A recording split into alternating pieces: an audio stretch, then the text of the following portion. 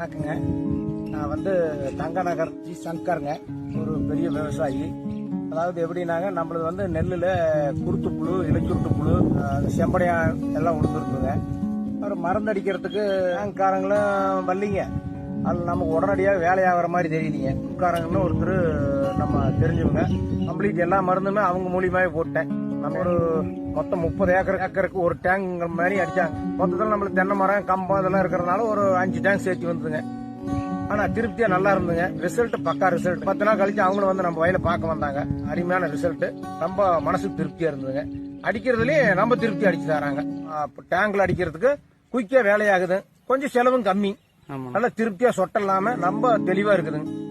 Power ஸ்ப்ரேயர்ல அடிக்கிறது கூட இது உங்களுக்கு சொட்ட இல்லாம நல்லா நீட்டா அடிச்சு கண்டிப்பா அடுத்தாப்புல அவங்க தான் டோல்காரங்களுக்கு அடிக்கும்.